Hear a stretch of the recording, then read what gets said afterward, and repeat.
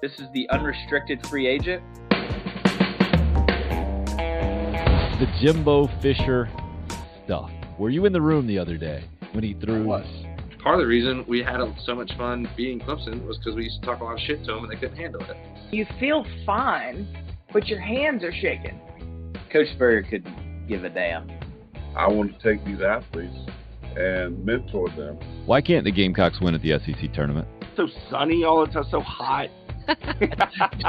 Too sunny. Too sunny. Fans are going to be fans, and people who understand the sport are going to talk sports. With some weird dynamics. It's going to be painful, but I think at the end of the day, we'll be stronger people for it.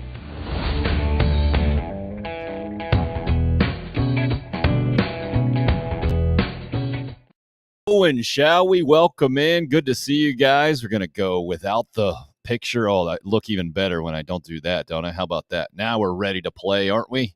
Look at that. We got the dramatic backdrop behind me, really going professional to begin with this morning. Thanks for tuning in to Tim Hill, unrestricted free agent here. Glad to have you guys along. And really looking forward to the start of this show, maybe even more so than usual because of who we got on. We got a couple of guests on today as I try to push some buttons here and get the backdrop up and really get going. How about that? Now we're going. We'll adjust the camera a little bit. Okay, internet show. How about that? Now we're good to go. Our first guest this morning. We don't usually jump right into the guest, but that's exactly what we're going to do here because really excited to have a guy who is inspiring, and it's one of the best things about social media, right? Easy to criticize social media. A lot of bad stuff out there, but there's a lot of good stuff too. And this guy came to my attention via social media, and now he's going to be coming to Columbia, to my little town up in TK right after that in a couple of weeks or less than that at this point, and really happy to be joined now by Coach Ballgame. Sir, welcome in live from, we're still kicking in Nashville right now in the hotel? That's right, Tim. Can you hear me? Can you see me? Are we good? Bright and clear, brother. I love it. We're in Nashville right now. We just had a Nashville sandlot, and like the circus, me and my wife and daughters were just cruising the countryside, Johnny Appleseeding our way across America and finding sandlots to throw down some bases and play ball, man. It's a pretty fun gig. Oh, fantastic. Can you explain to us how you became Coach Ballgame, how this became your life? Yeah, so I grew up in North Carolina, not far from you, little one-horse town called Franklinville, but loved all the sports. Went to Brown University, played baseball there, and then I thought, well, I'll just be a professional baseball player, and then we'll see where we're at when I'm 50. Didn't get drafted, so I kind of had to pull myself up by my bootstraps and figure out what to do. So I thought, well, what do I love? I love music, I love art, I love writing, and I love baseball. So LA was the spot. Let's move to LA and see what we can do with all those interests. And my 20s were really just figuring it all out and failing at most of it, waiting tables and substitute teaching and auditioning for roles and playing a lot of music with bands. But this through line was coaching baseball with a buddy of mine that I'd played with at Brown University.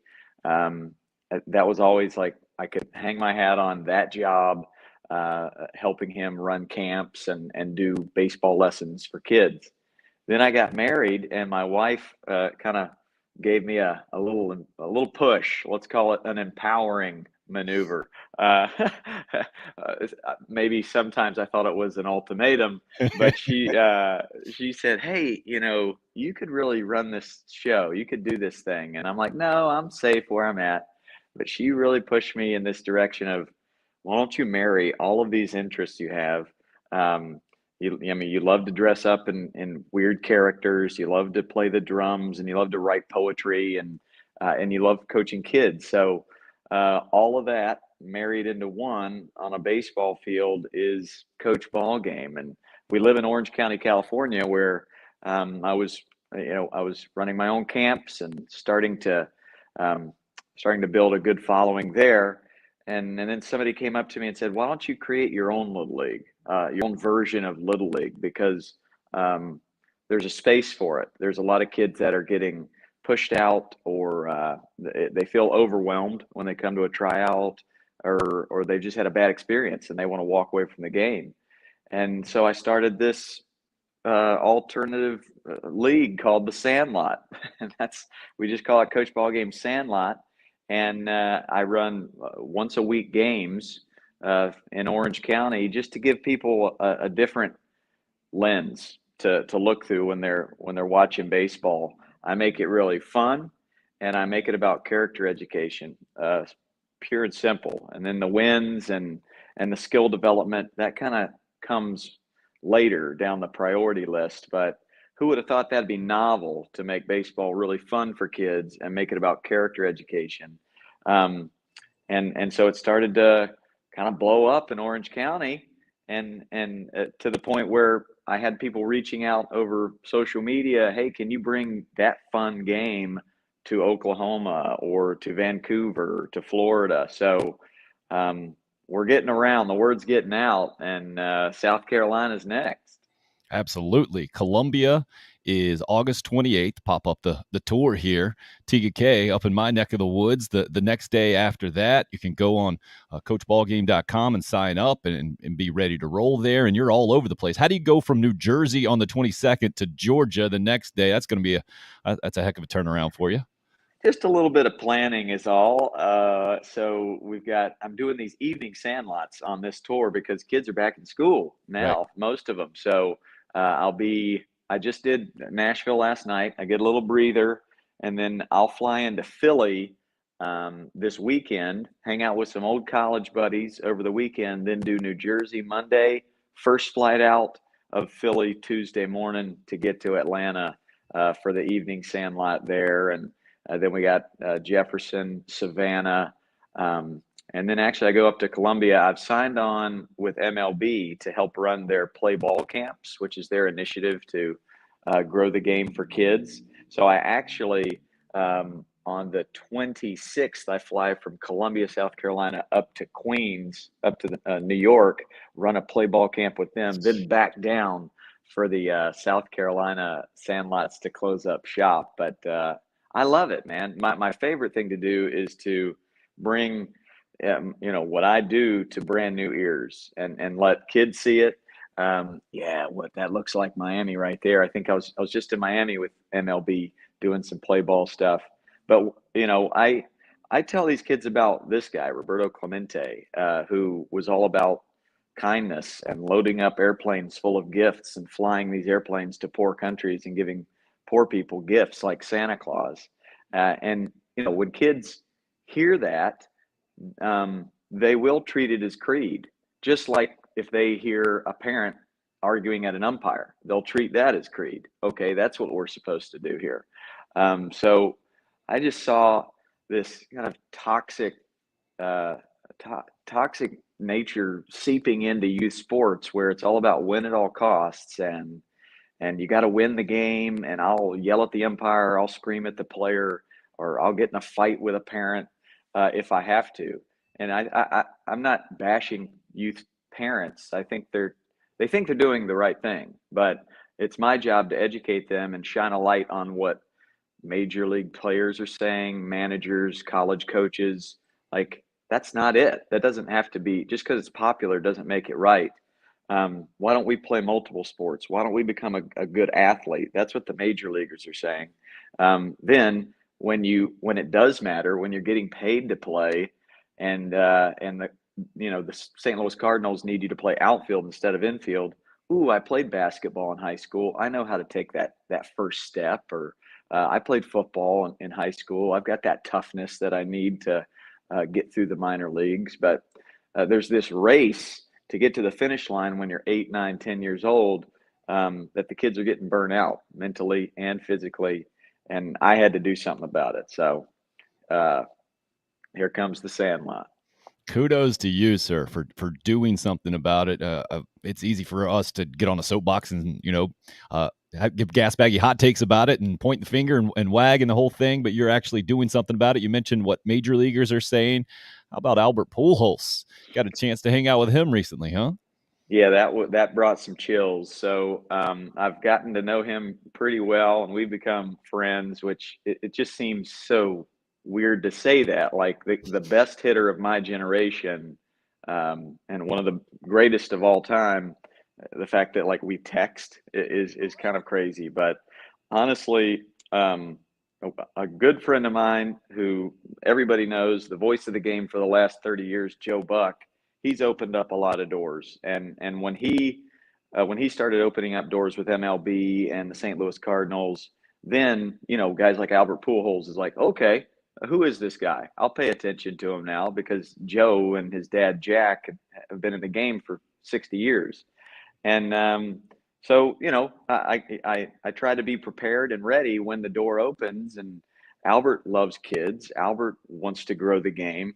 And he is a man of strong faith, so he's going to love this message of positivity and making good choices and having high character.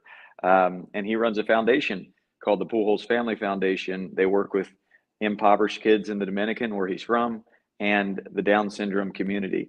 So for the last couple of years, as we do this Sandlot tour, when I'm in St. Louis, we do a Sandlot for the kids with Down syndrome. And when he showed up on Monday, it's not like these kids with Down syndrome were fanboys or fangirls. They just went up and hugged him, and he's like, "Hey, I haven't seen you in a few months. How you doing?" He's known them for 18 years. They've known him for their whole lives because he's been working with them in this community, for the last 20 years almost. So it's almost like Uncle Albert or a father figure. And that's probably goes unrecognized by most people, is what he does for this community with Down syndrome. And he's just a sweet, sweet teddy bear of a guy, gives a great hug. And he just so happens to be one of the greatest of all time. Great story, man. And it's kind of sad that we don't hear more about that. That is what it is, and that's one of the reasons why we're doing this right now, is to shine a light on good things like that. You also got a chance to hit up the Field of Dreams recently, right? Yeah, man. And there's my oldest, Avery Jean, nicknamed Baby Ballgame. But this was my second year there. The great story behind how the road trip started, it was about 2 years ago, and I got a call from a lady named Sandy, and she said, "You don't know me, but my husband just passed away from a long fight with cancer, and before he passed, he had watched one of your videos, and he loved your message of character and fun, baseball. He was a teacher and a coach for 50 years. Well, before he passed, he said, instead of a celebration of life or flowers, let's raise some money and send it to this dude." They didn't know me. I thought this was a prank call. Then I talked to her son, also his son. This is the Schreckengast family, Dave and Sandy Schreckengast. I talked to Matt, their son, and he's like, "There's no joke here. You're going to get some Venmo." And $20,000 later, I'm getting Venmos from his former players, because he was a coach, students. He was also a teacher. And we're like, what do we do with this money? We like opened up another bank account. And me and my wife start thinking, we've got to take this on the road. The best thing I can do is take my Sandlot to different towns and just give kids nicknames and just share the story of Roberto Clemente with them and have fun playing baseball. So that's what we did. Last year, we flew into Iowa for the first time, and I found some boots on the ground there who was a football player at Brown, a friend of mine. He grew up in Dyersville, Iowa. So we did a Sandlot there in that town. This was last year. Day of, I wasn't going to go to the game. That was White Sox Yankees, and all my college friends surprised me with a ticket. So I got to go to the game last year. Costner comes out of the corn, which was amazing because I showed up 3 hours early. And what stood out was you've got the Little League movie site field by the house. That's a Little League field. Then you walk through this field of corn, and MLB has built this MLB stadium. When you get to the movie site field from the parking lot, which is just mowed corn, there's dads and sons playing catch. There's mothers and daughters and grandpas and granddaughters all playing catch on this field. And they've got the music playing. It's just magical. You know, you get those chills, the feels, the hey, Dad, you want to have a catch feels. And then there's these 90-year-old women from Iowa with canes and walkers asking, how do I get to the game? And it was the first major league game in the state of Iowa. So they're just walking through the corn to get to this game. They were not going to miss that game. Fast forward to this year, we had to go back to Dyersville, and I was able to bring the girls, and we got to play catch on the movie site field, and we got to go through the house and sit on that bench and the swing outside the movie site. And yeah, same thing. It's a little bit different. It's like now my 8-year-old daughter is asking me to play catch. It's like the roles have shifted, from me asking my dad. So I don't think that'll ever change. I think you could go back in 100, 200, 300 years, and that same feeling's going to happen. And everybody just thinks about Dad when they go there. Got a bunch of fellow coaches are going to hop on here with us and shout some questions at you, shoot them your way. But before we did that, I wanted to get it out there for those who might be hearing about you for the first time, hearing about the Sandlot for the first time. If you sign your child up for a Sandlot with Coach Ballgame, what, as a parent, should you be expecting your child to get? Yeah, so there's no dress code at the Sandlot. Wear what you wish. Blue jeans are invited. Like Benny the Jet Rodriguez and Smalls.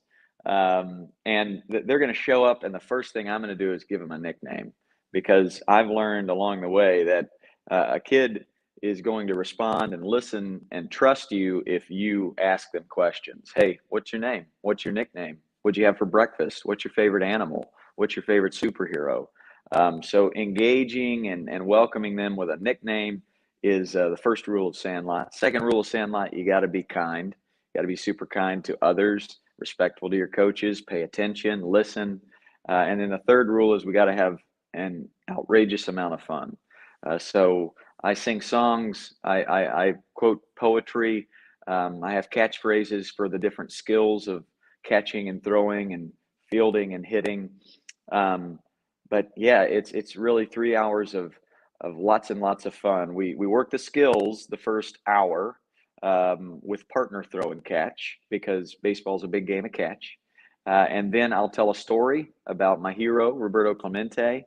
And then we just split them up into different groups based on their age. And we have some local coaches that help run these different Sandlot games. So we might have a game going in left field, a game going in right field, a game going in the infield, a bunch of different games going on, and we just use a tennis ball. Sometimes we just use one bat.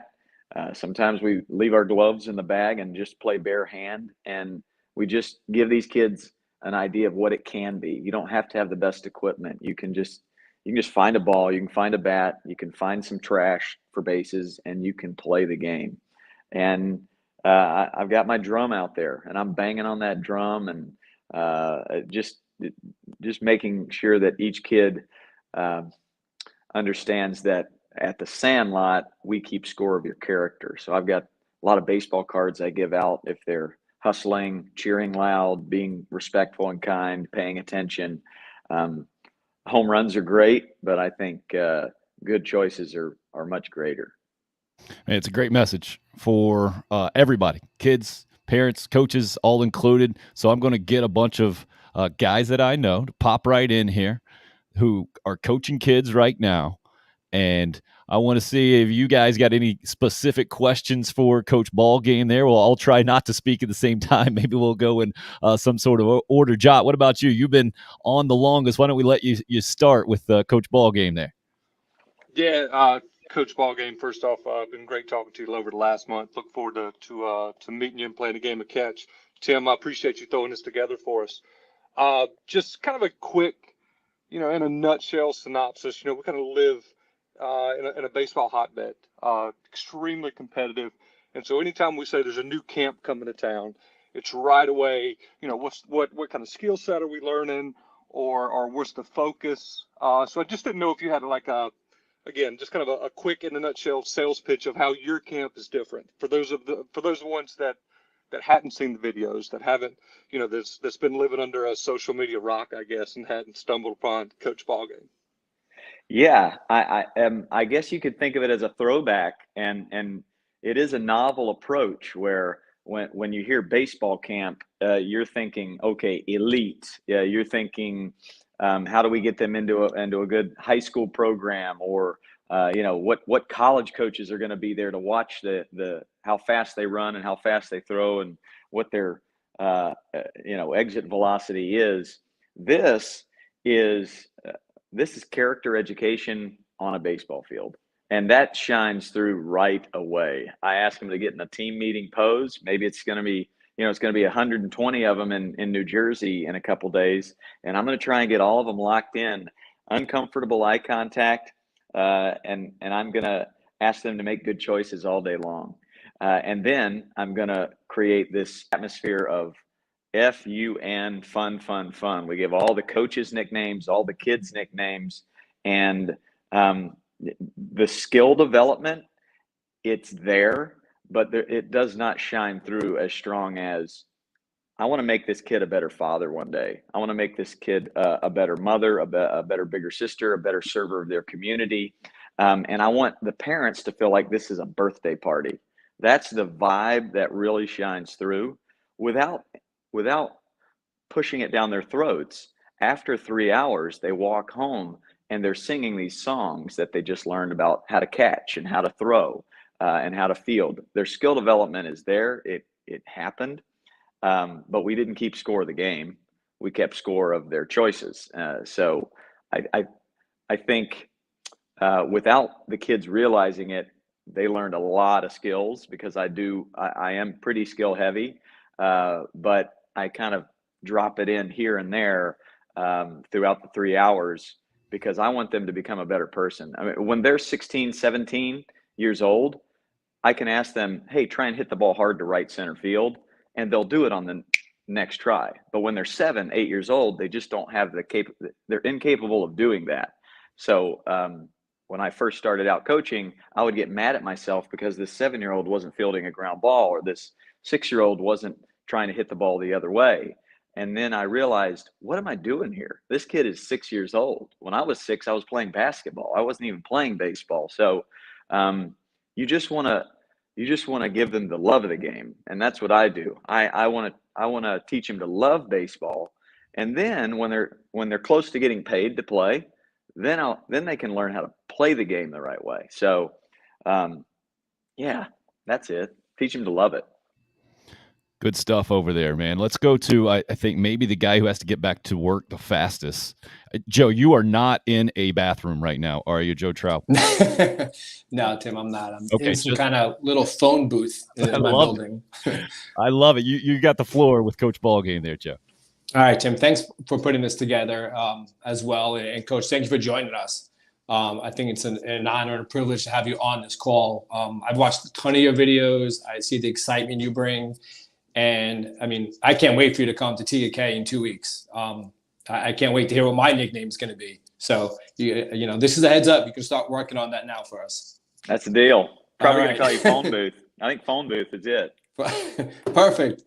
But my question to you really is, so I coach a group of kids who are right now anywhere from 6 years old up to 8, almost 9. So the level of play is pretty drastic, right? You have some kids who can barely throw the ball to some kids who are pretty highly skilled. What would you say is, the major component in keeping those 8-year-olds who have a good idea of the game engaged and having fun and still growing, while as a coach, I still have to prepare the younger kids in their fundamentals? Yep, perfect. Great question. And this is going to happen down the line too. Hopefully you're going to have that 13-year-old that has never played but is interested in the game, and there's a welcoming atmosphere for them. So you're going to have different skill levels on one team of 12 kids. for the unseeable future. Partner throw and catch is the first thing I think of, and then small groups. So you want to make sure that the elite players are playing catch and working on their partner throw and catch with each other. You don't want the first timer throwing with the elite player, and then you could break them up into small groups where you're working on hitting skills, pitching skills, fielding skills, and just group them up by skill level. Once again, that way you don't have the first timer, trying to work on line drives with the elite players. So breaking them up by that. I'm hearing an echo before I continue. Tim, do you hear that too? I do not. I think you're good on my end. I think maybe some other guys are getting it. We'll see if we can mess with that real quick. All good. If YouTube, you can probably get out of that and just into the studio. That's how I got rid of my echo. Attaboy, Jeff. Look at you. Scholar salute right there. Seton Hall. So, but it's also important to make sure that the smalls can connect with the Benny the Jet, right? And I was able to talk to the writer and director of the movie The Sandlot, and he was bullied as a kid. And so he wrote a movie about the childhood he never had, and he turned all the bullies into heroes. That's why Benny the Jet, the best player, befriended Smalls and taught him how to catch and throw. So you want to have that aspect of it too. You want to have your best player fist bumping the newcomer and letting him know, hey, dude, I got your back. You can learn this game at your pace, and it's all good. So that's why I do scrimmage games, but I'll do it with maybe a tennis ball or a soft baseball. That way that newcomer is not going to get rifled with a hard ball right to the nose. I'm very aware of the safety aspects of it. That way we feel like a team, but at the same time, that elite player is getting challenged because they're in their small groups with players of their caliber. Good stuff there, Joe. Appreciate the question, man. And phone booth, you will be forever known as. It sounds like. All right. Appreciate you. Absolutely. So I guess I'll pop guys out here. I'll try to get rid of that echo for you if we can there, Coach Ballgame. We'll let Jeff get up there next, since you're solving problems for us, Jeff, and help put the whole thing together up in TK. I'll tell you what, man. IT help is not my forte, so thank you for allowing me to opine there. Tim, thanks for putting this together. Coach Ballgame, you and I have been on the text string with Jot too, I'm sure, to bring this Sandlot to TK, man. And I can't even remember how I first got your name. It was probably just by following MLB through Insta that I check every now and then. But man, the minute I clicked on your link, saw your videos, I was hooked, man. And your positivity is just infectious. So thank you for that. And I have 1,000,001 baseball strategy coaching questions, but I guess the real one I have is, if you could choose one bat for the rest of your life, are you going Green Easton or Black Magic? Oof, man, that's good. We got some old timers on this podcast here. You know what I'm talking about. I know exactly what you're talking about. First off, I think your nickname's going to have to be Radio Shack. I think we got you dialed in there for TGK.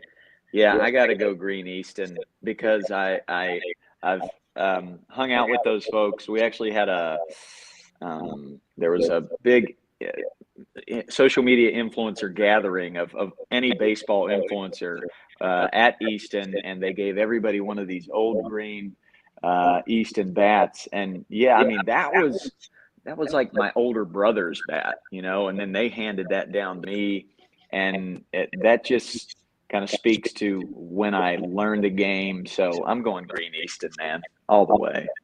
I'm the same way. And you may meet my dad at the Sandlot, and he will attest. When I was in high school, I was convinced that and I grew up in the Northeast too, so I was convinced that if I wrapped my Green Easton in a towel and stuck it under my radiator, it would keep it warm until spring and get me all sorts of hits come baseball season.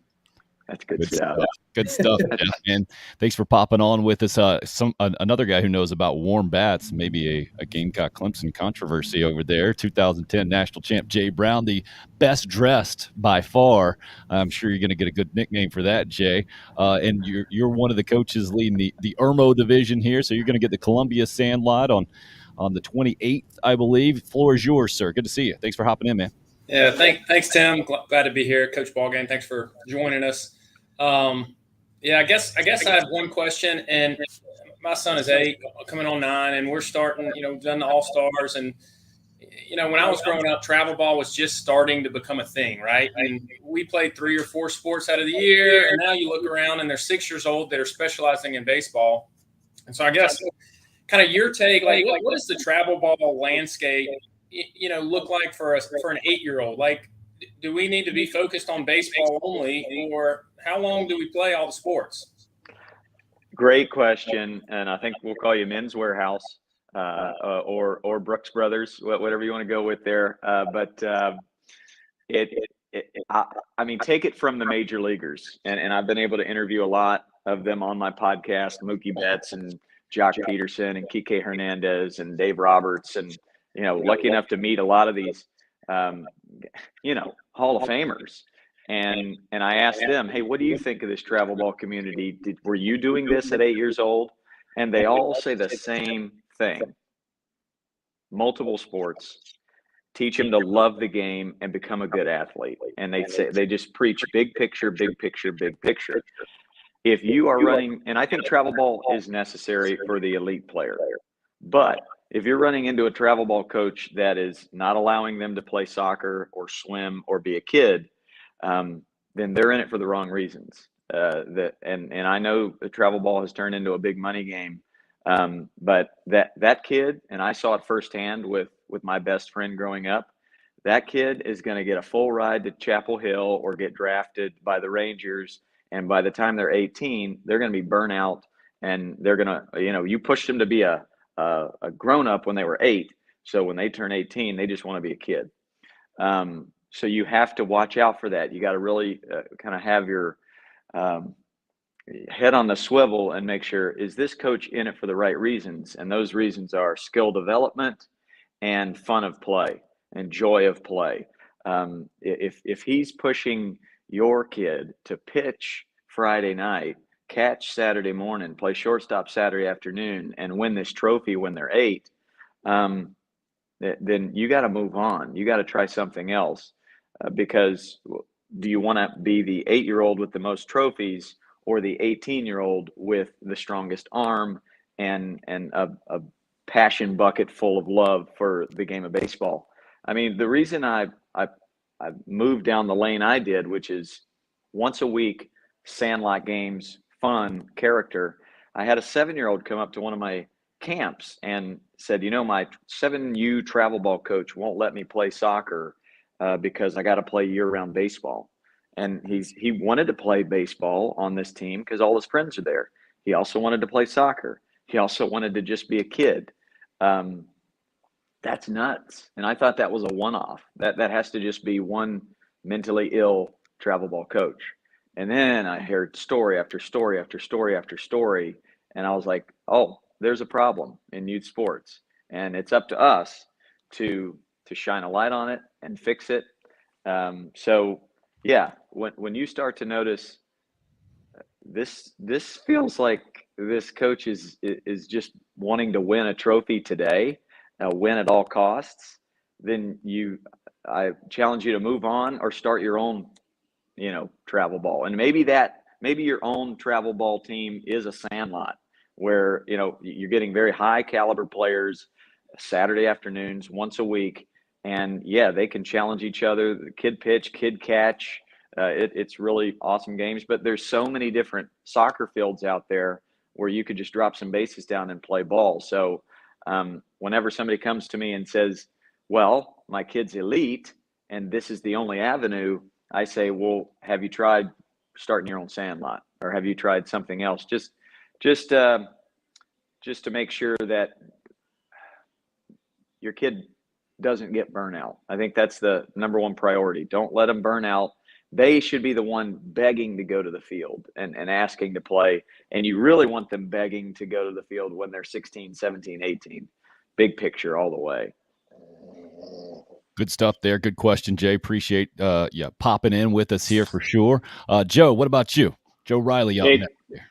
Thanks, Tim, and thanks, Coach Ballgame. Got two questions. Number one, first going back to when you were at Brown, did you ever stay around during the summer and play in the summer leagues in Newport or Cape Cod?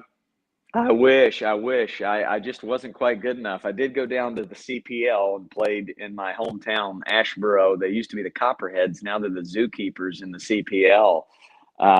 But I did stay one summer and take some classes at Brown, so I was able to hop over to the Cape and watch my buddy Matt Cutler, who was at Brown, and he played in the Cape, and I love it. I'm actually planning on doing some sandlots next summer in the Northeast. So I'm going to hit the Cape, Boston, Providence, and on down to New York because it's time to bring my sandlot back to my alma mater for sure. Nice. Yeah. And the second question I had, Joe, wait a second. Jay, actually, you played in the Cape, right? Back in the day.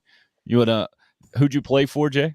Yes, I actually spent 2 summers, Hyannis and Cotuit. So it's man. The Sandlot would be awesome up there. It's a throwback as it is, that league, but bringing something like this would be phenomenal. So I'll hook absolutely you, Joe. I'll hook you and Jay up, and you guys can talk a bunch of Cape Cod stuff for sure. Good deal. And my second question is, like, as a youth coach, we're measured differently, but realistically, it's like how many kids sign up for the next season. That's a success. And realistically, in your view, out of a 12, 13 kid, team, what is a realistic number to get those returning, the following season, setting a goal? Yeah, well, I think outside the box. So my goal is 100%. I want to get them all coming back because every coach I talk to, it doesn't matter the level of play or the age. You're looking through this lens. Am I making them want to come back next year because of the fun and joy that I'm creating? And then 2, am I making them a better person by being around me? And when you look through that lens, a lot of things change and you're not as negative. I remember being very passive aggressive early on in my coaching because if a kid missed a ground ball or they were lazy, then I thought, oh, they don't want to be here. Let's wean them out. Go play a different sport. Go play tennis. Meanwhile, they're not going to play another sport. They're giving up on all sports and going to play video games.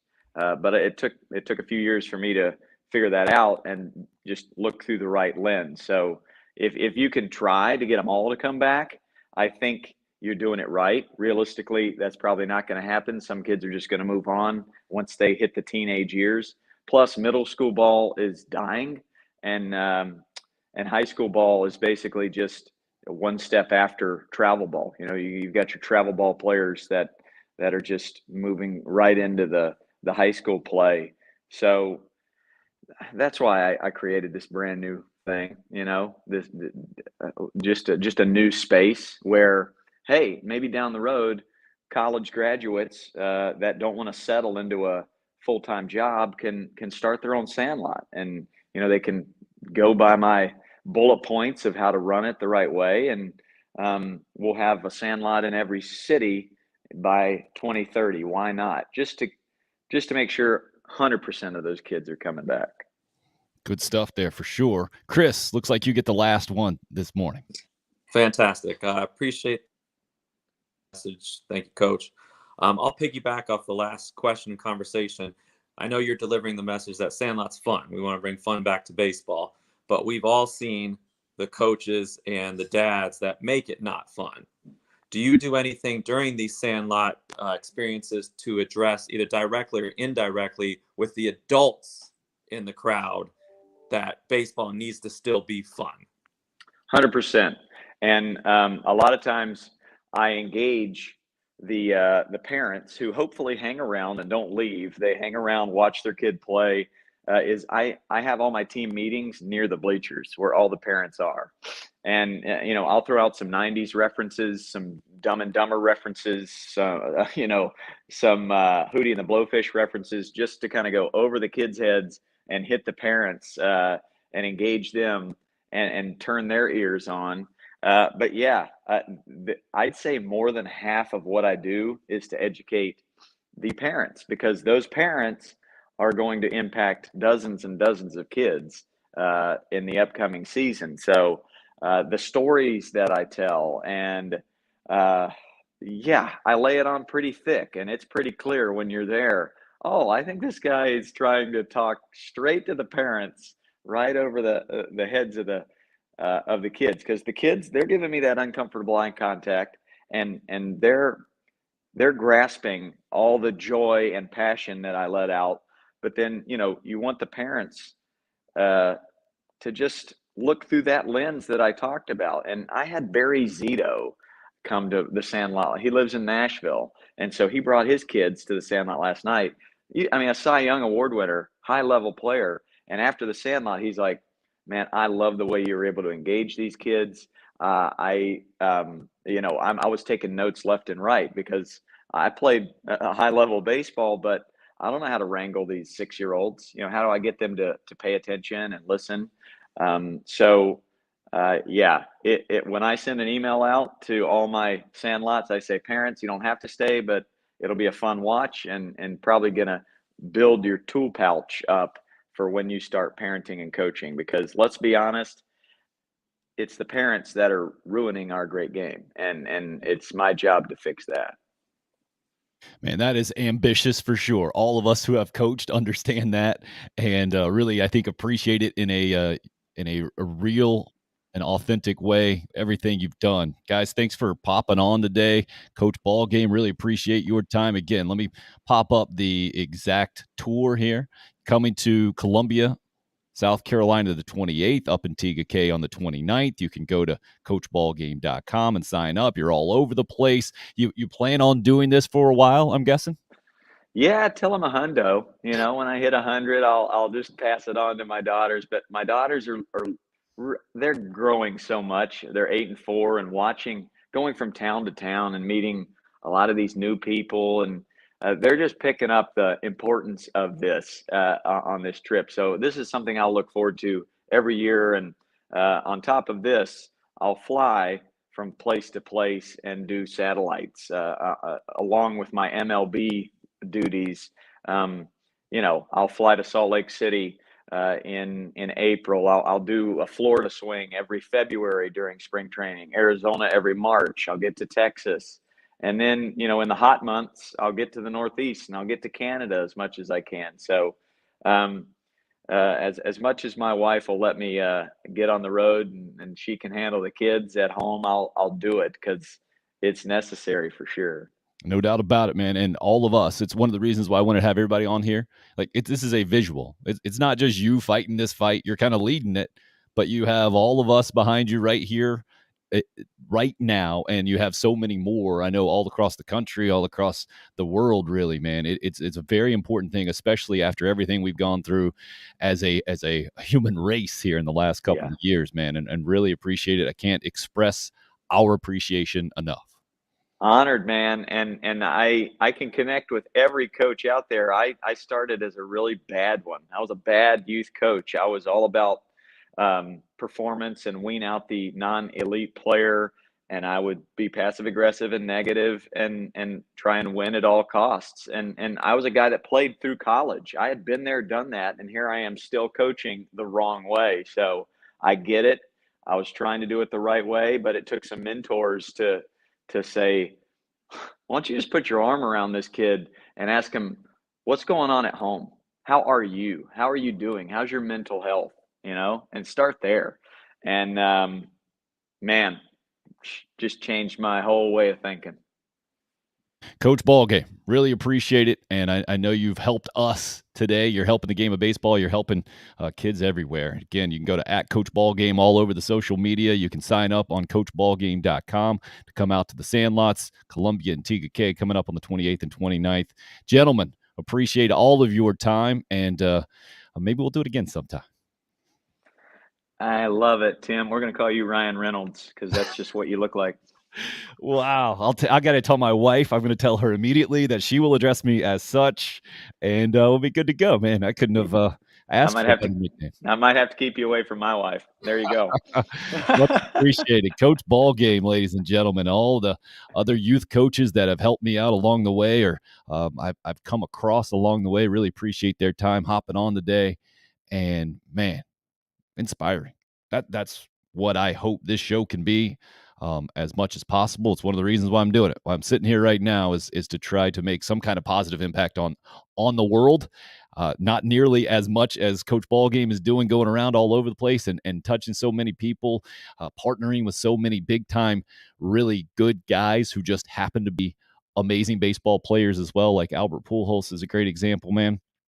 I hope that helps you feel better about the world today as you start your Thursday, as you get going. And for those of us who coach and have been there when the 6-year-old continues to nag you and continues to get on your last nerve, maybe it's not just a 6-year-old, right? It's the group of 6-year-olds. They gang up on you. That's when it's really tough. I'll just try to take a breath and think of, all right, I got to give this kid a nickname. Or, man, what would Coach Ballgame do in this situation? That it's not about the baseball, man. It's about zooming out and the big picture. And I know it's difficult for me to keep that in mind at those kind of moments, but it's the most important thing. And that should be the difference between the kids and the adults in the room, right? And I know we're not perfect, and it's difficult, but we gotta do better. And just a quick note for Coach Ballgame: Pancake Pantry. That was a must in Nashville. Maybe Coach Ballgame will head that way next this morning. Good stuff there, DC. And didn't mean to ignore all of you guys. Hope, good morning to you. Colette, love that interview. Jason as well. Chris, good morning, sir.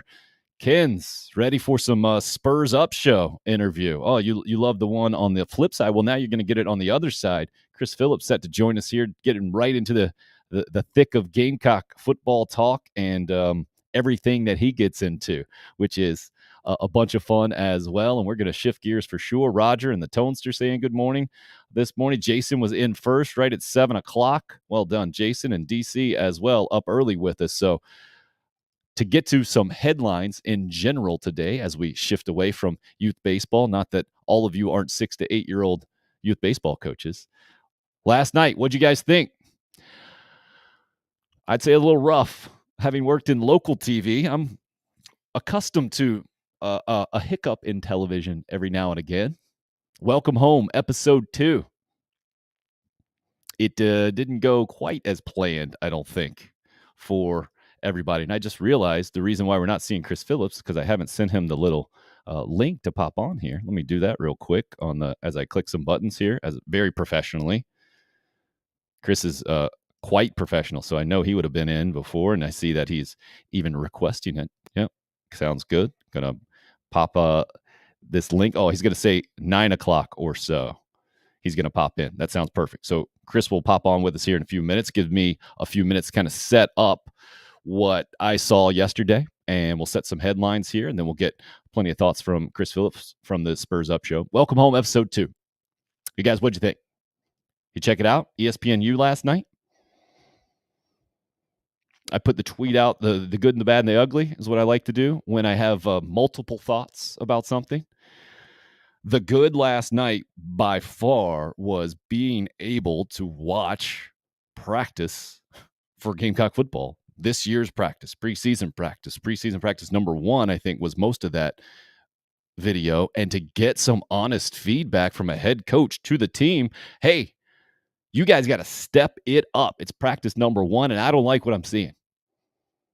And then to hear from him on the field, to hear from offensive coordinator Marcus Satterfield, my favorite quote in that thing was, "Your body language sucks." That was from Satterfield, I believe. It is crazy to me. We just talked to someone who has made it kind of his life's work right now. Coach Ballgame out in L.A., a guy who went out to L.A. probably seeking fame and fortune, right? It sounded like to me. Waiting tables, and I would imagine he auditioned for some roles, I think he mentioned, and was probably seeking movie star fame and fortune, and now he's traveling across the country, partnered with Major League Baseball, teaching, coaching kids and parents, and reshaping kind of the trajectory in a lot of ways of a lot of people's lives. Like, that's stardom, right? Forget that other mess. But what you don't get from coaches these days is you don't get to see that stuff, man. Especially, I mean, we're coming off the Will Muschamp era still. And maybe there's all the scar tissue that's still built up, still trying to work through all of that. Will Muschamp shut everybody out. It's the Nick Saban way, right? It's us, and then you guys will get to watch games. And maybe the coach will talk to you every so often. You want to talk to assistant coaches, forget about it. By the way, Marcus Satterfield, Clayton White, and special teams coordinator Pete Limbo set to speak today, noon-ish or so. So you'll get some preseason practice comments from those guys from the Gamecock standpoint coming up a little bit later today. But getting to see comments on the field in real time, and it just, again, we talked about it yesterday, how Mark Stoops has come off as bitter and taking a shot at Shane Beamer with the dancing around. You can't change a culture with that and stupid glasses. How he didn't get it. Will Muschamp clearly didn't get it. Doesn't get how to connect with a fan base outside of you win the national championship every year. Nick Saban doesn't get it, right? He doesn't get how to connect with a fan base other than you create the most dominant college football program in history, and then your fans are going to like you. If you don't do that, if you don't continue to do that, that's tough. So what I saw yesterday, again, just bringing more people in, being able to watch what happened on the field, being able to hear some comments directly to the team, that there is absolutely no competitive advantage gained. You know, I was thinking as I was watching last night, there's probably 13 other SEC programs, and certainly Georgia State, Charlotte, South Carolina State representatives from the coaching staff watching that thing and seeing what they can pick up, what kind of advantage they can. I think there's everybody every football staff has someone on that staff designated to go watch anything that's public knowledge, like any public interviews, right? You go to the website, you check it all out, you take what you can from that as a competitive advantage. Right? That's why coaches are so ridiculously guarded and playing things close to the vest. They don't want anything getting out. But like Mark Stoops yesterday, taking a completely unnecessary shot at Shane Beamer with the stupid glasses and dancing around comment, that's coming at things from such a point of weakness. And that was the great thing about Steve Spurrier, by and large, who also ended up having to close down practices, by the way, for competitive advantage. So let's not overblow this. But the way that Spurrier talked and carried himself fed into his team's mindset. He had swag. His team had swag. He had confidence. His team had confidence. I think Will Muschamp very much was the opposite. He kind of let it slip towards the end of his tenure. Publicly, he said, yeah, sometimes my assistant coaches want to keep me away from the team because I get a little wound up before the games. What? Seriously? Like, for a guy who played every single game like it was the last hand of the World Series of Poker, and he wasn't going to let you have any extra information, like that turned to me, that's probably what I'm going to take most away from the Muschamp era is that, that a lot of things click into place knowing that. Like, if that's how you're going to be as a head coach, it makes a lot of sense how your teams and your program ended up how it ended up. So to see Shane Beamer speaking frankly, and to now come to the place in 2022 where his program is based on love, and you're hearing coaches, him and his offensive coordinator, talk about body language. Like, to me, that's just kind of coaching evolving, right? To understand how important that stuff is, not just seeing it maybe on film later, but actually correcting it. And we saw, you remember the one clip last year, and I think it was from ABC Columbia's Cam Gaskins at the time, who's now moving up to Charlotte. And I'm hopeful to get Cam on as our Panthers guy this year, maybe. But he had a shot after a touchdown, and I forget even what game. pretty sure it was last year, where Jalen Foster knocks down the hands. I think it might have been Cam Smith. There was another DB. Somebody put their hands on their hips and was showing bad body language. And his teammate came up and just swiped his hand down. Like, that is something I had never seen before. And kind of next level team stuff, which I think should make you pretty optimistic about Gamecock football in general. When you see practice number 1 and you hear Shane Beamer say, hey guys, this first few periods, this ain't it. We got to be better. This is the first practice, man. We need more energy, more enthusiasm, more talking, the whole thing.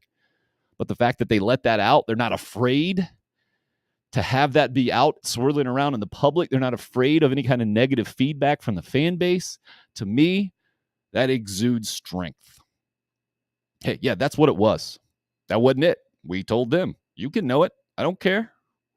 But that's also part of coaching. I mean, there'll be no coach that goes through preseason camp and says, yes, great job, guys, every single period. That's not what coaching is. This show is not just about me yapping. It's about bringing people in.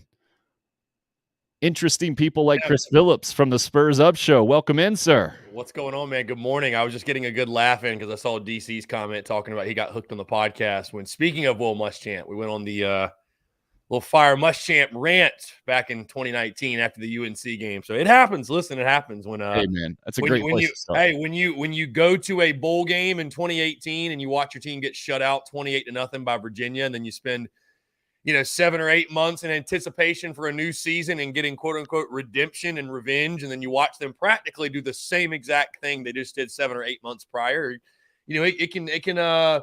It can set somebody off, make them go over the edge. But yeah, to your point, man, it's funny. I was in here listening to you about that and talking about the emotion. I don't know if you were referring to a specific piece or something Beamer said or Sat said, but talking about body language, that was the Georgia game you're referring to, by the way, when Foster knocks down the hands of Darius Rush after he got burned in the long touchdown. But that was a great moment. And then what you were talking about with Muschamp and his emotions getting the best of him, I mean, is that not Jake Bentley to a T? I mean, we saw that. Do you remember the game, Tim, when Jake Bentley came to the sideline and slammed his helmet against the chair? Amen. And that was like a talking point on I remember that specifically on 107.5 The Game. That was a talking point. And his emotions, the emotional roller coaster that was Jake Bentley, I mean, it was that entire team. I mean, if we're really frank and honest with ourselves, Tim, the 2017 Kentucky game was sort of the beginning of the end, or the first signs of where you saw that this team emotionally just couldn't handle the big moment, that they couldn't handle the success. They couldn't handle their play, it almost felt like came best when their backs were against the wall. Like one of the best wins of the Muschamp era was Michigan, when they had to force 5 turnovers and come back, and they were basically dead for the first 3 quarters of that game and somehow still won. But anytime there was any hype, there was any level of real generated excitement for things they had done on the field, which was crazy. Anytime you put that type of hype and pressure on that team, they would just fold like a cheap suit, man. It was crazy. But I don't know. Either way, good morning. Great to see you, sir. That reminded me of the perfect example I have for that is I went to the Missouri game where Hayden Hurst and Deebo Samuel score a couple touchdowns. They come back. They win that thing a few years ago. And I'm pretty sure it was right after that one. It might have been after another one. Yeah. But they have the behind-the-scenes footage that they actually put out that Justin King and company do a great job of. And I think maybe I'm more impressed with their performance now, having known the Will Muschamp era and being removed from it. Like, they polished that thing up. That's really tremendous. But you got Muschamp in the locker room saying, guys, great win, great job. You know where we won this game? On Tuesday in practice. And I just felt like the entire room is like, huh? Really? That's where you're going with this? And that's where you're pointing the team, and we're going to go have a great practice next week. Like, it just showed me, there are leaders of men. There are great coaches who connect. And then there are others, and he is definitely in that category, unfortunately for Gamecock fans. And I know you caught a bunch of flack for your take there. And you're not afraid to have the strong take, and it's one of the reasons I got you on the show, and I think one of the reasons why you have had the success you've had. Yeah, Tim, I tell people that was one of the greatest things, believe it or not. It sounds crazy, but that was one of the best things that ever happened to my business and the Spurs Up Show. Because, as you know, man, when it comes to sports media, and this is not to say be a shock jock. I just believe in stay true to yourself and have your own opinions. But the goal in sports media, again, I know you know where I'm coming from when I say this. You just want to be known for something. You just want to be known, period, right? the worst thing you can be is boring. But I tell people all the time, looking back, I'm so much happier now, obviously, because it was like a war zone on social media when Will Muschamp, when that was going down, because even if you were on the Muschamp side and you still believed in him, it was just such a divide in the fan base. There was such a divisiveness of, is this guy the answer? Is he not? And then people, obviously just wanted to win so badly, and we weren't winning at the level. I mean, it didn't matter how you felt about Muschamp. We weren't winning at the level we wanted to win at, and the turmoil and the adversity. And yeah, it was interesting times. But I tell people what's crazy, Tim, is that I really built my business in those years of Muschamp. So now that we have what we have going on now, I tell people, I'm like, this is great. I mean, this is what I hoped and dreamed for when I first started doing everything.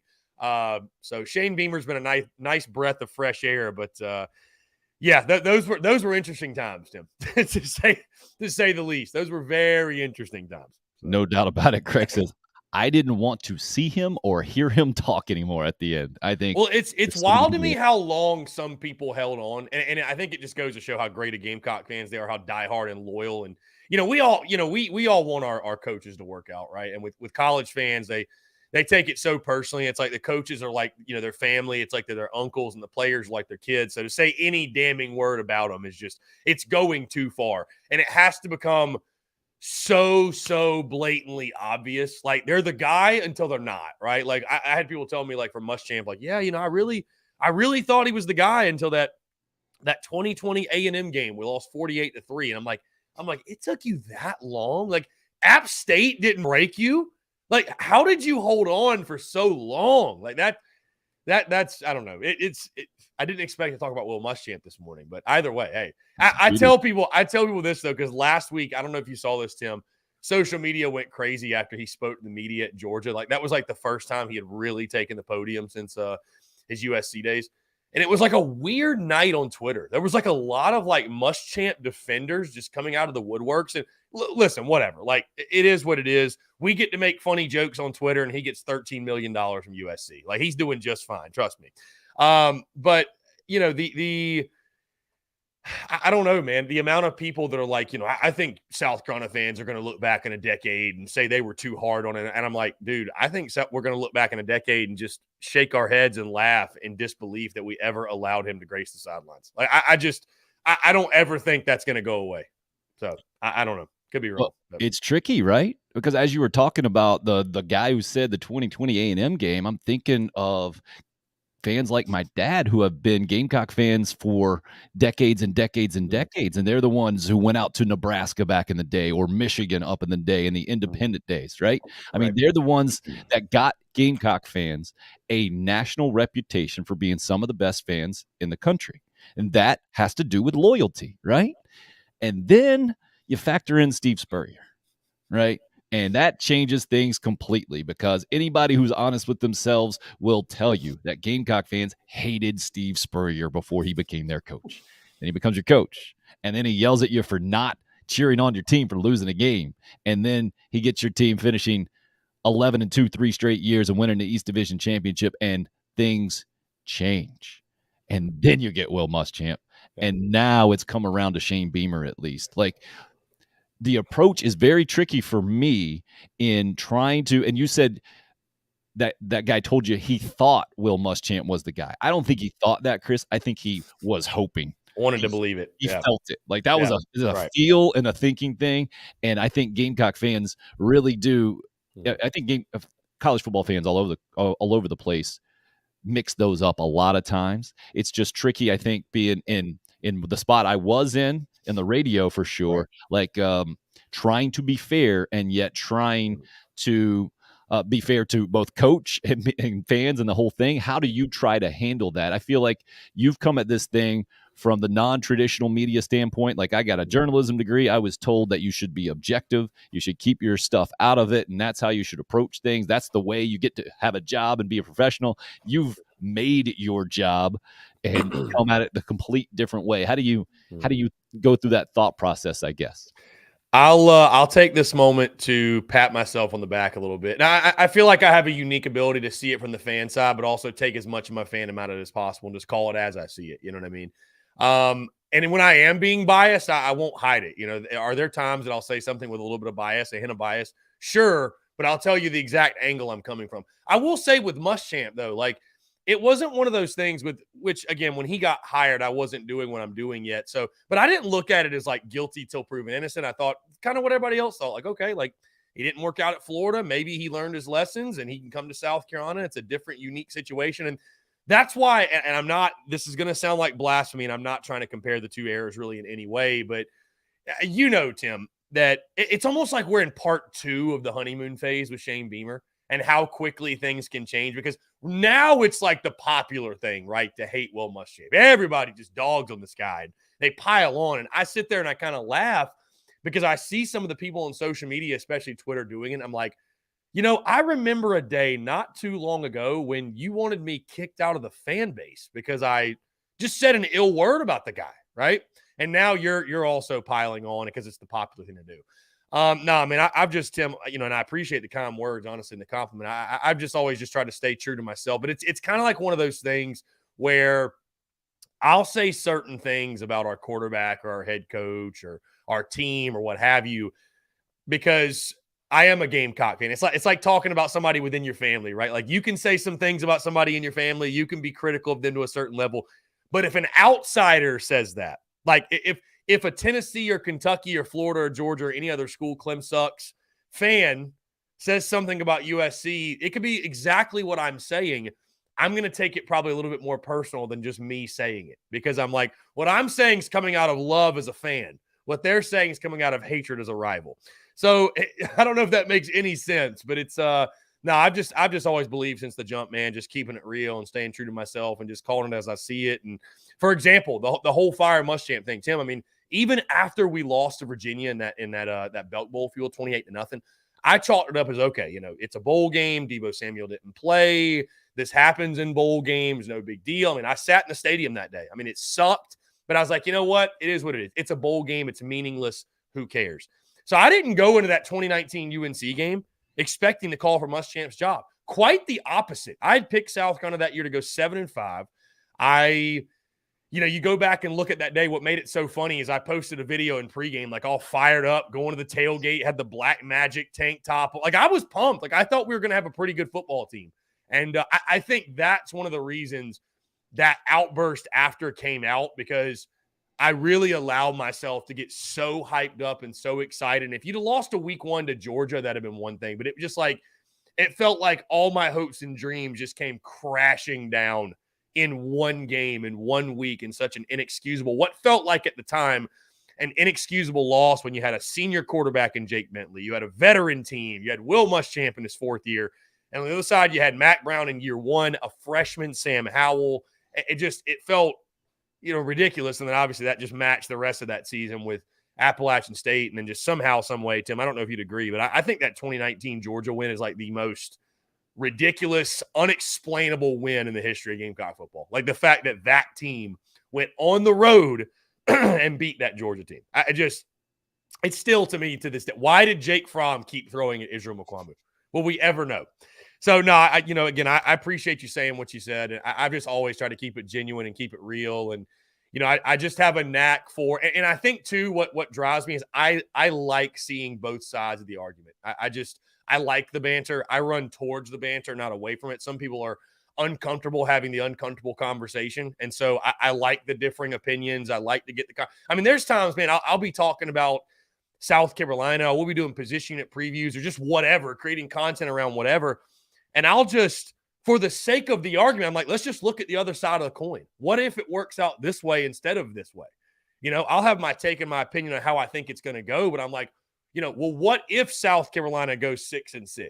What if they go 5-7? Not saying it's going to happen, but I think that type of conversation is healthy. It provides perspective. And, you know, I call it as I see it. And again, Tim, as you know, when you're in this business and you give you give thousands of opinions and thousands of takes, you're going to miss on some. I mean, the best gamblers in Vegas are only hitting 62% of their picks, right? So, I mean, it's like, you know, you just got to roll with that. And, you know, it's funny because I get a lot of crap from like the Clemson people because last year, what's funny is I picked Clemson to win the game. But, of course, I spend all rivalry week just trashing them.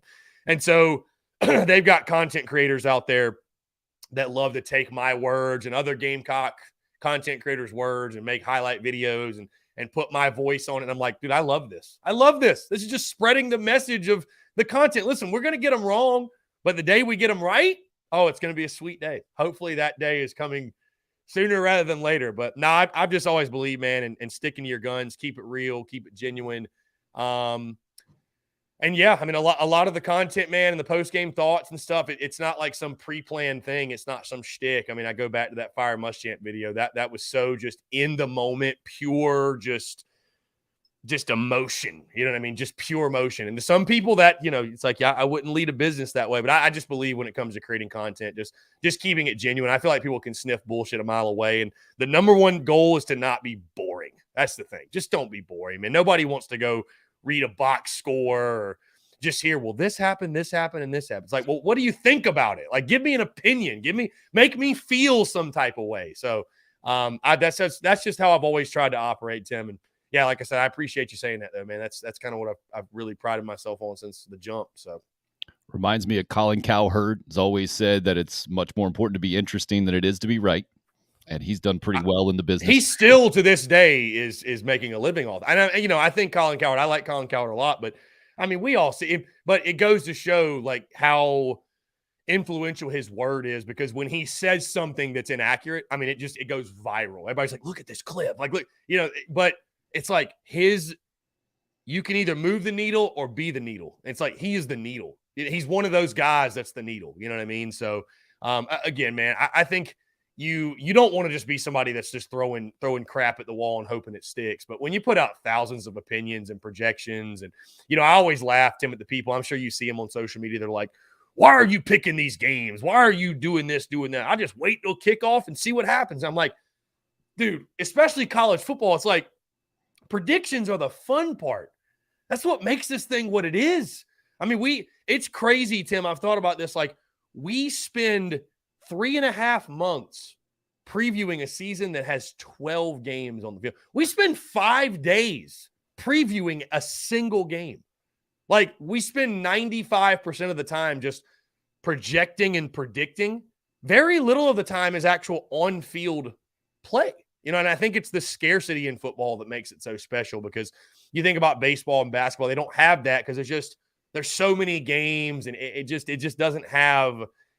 Football is such a short burst of energy explosion type of game, and the coverage of it, I think, kind of shows that as well. So it's an incredible thing, man. It's so unique, and I've embraced it, man. I mean, football truly does move the needle. Again, it is the needle, so it's a blast. And again, as we sit 16 days away from kick, you're feeling that within the Gamecocks fan base. People are so on edge, and by the time we get to game week and we reach this point 2 weeks from now, it's going to basically have reached a boiling point. And here we go on 2022. So that started our interaction just on the internet the other day, that you popped up talking about unrealistic Gamecock fans and their expectations. And so I chimed in with, man, I think it's great. It's great to be back here. It feels like home, no pun intended. Yeah. So you were talking about hypotheticals, looking at the other side of the argument. Let's go here, Chris.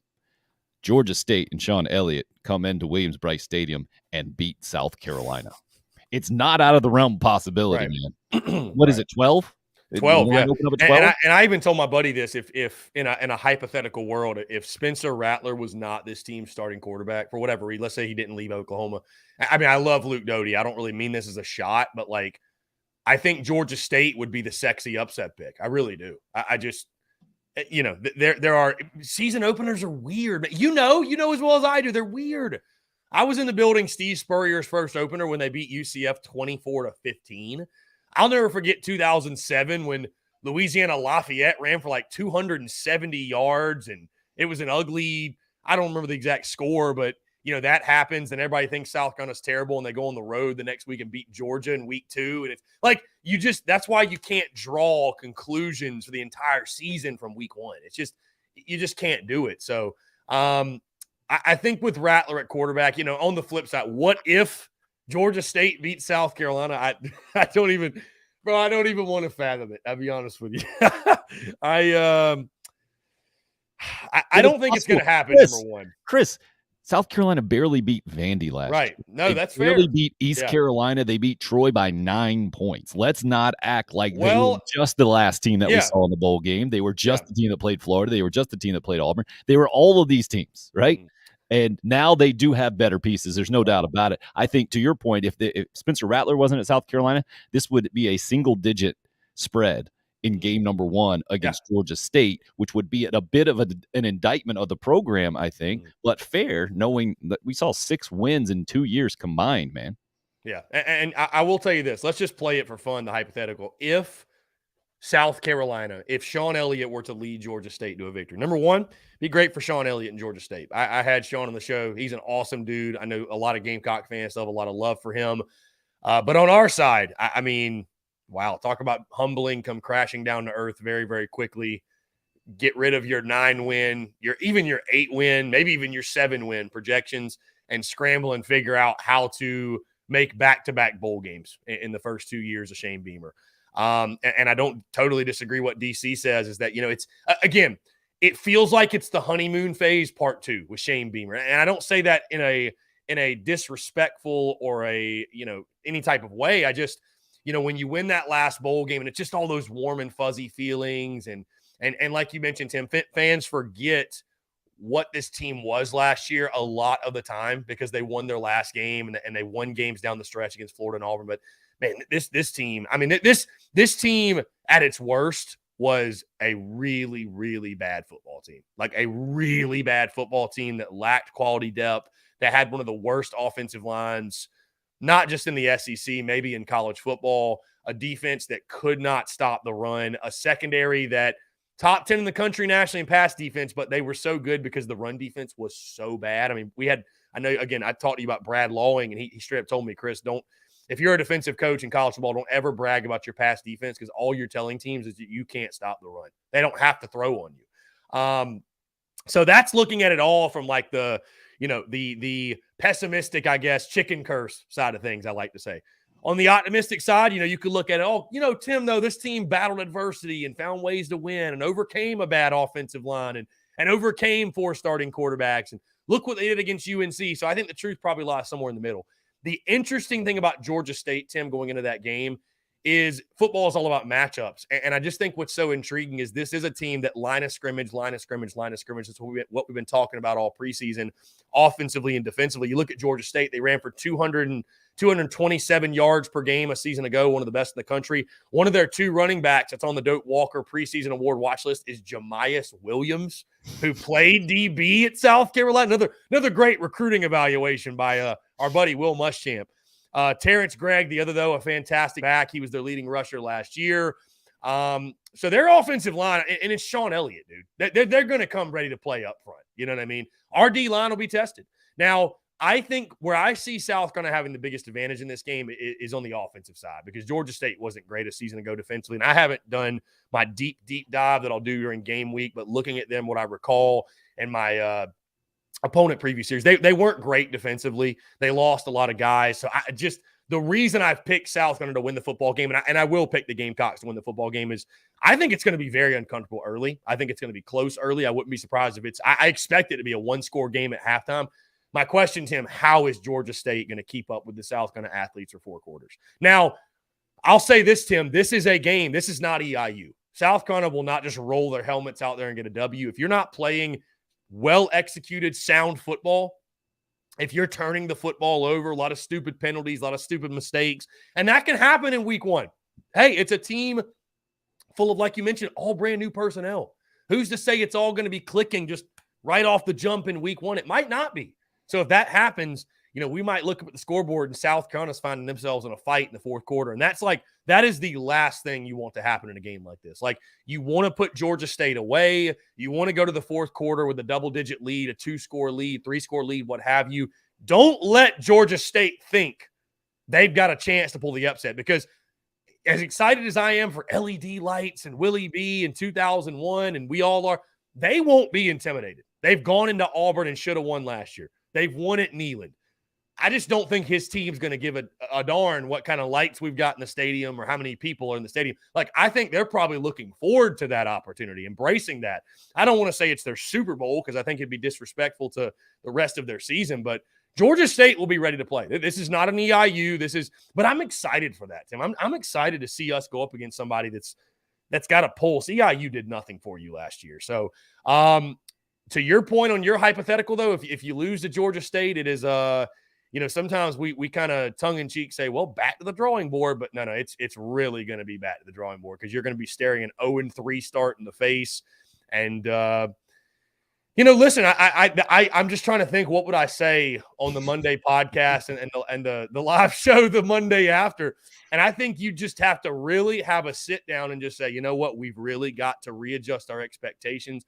We as fans allowed it to get away from us. We've allowed the fuzzy feelings of what happened in the Mayo Bowl and over the preseason and all the sweet things the coaches are saying and the additions. And we let that get to our head and we have set improper expectations, right?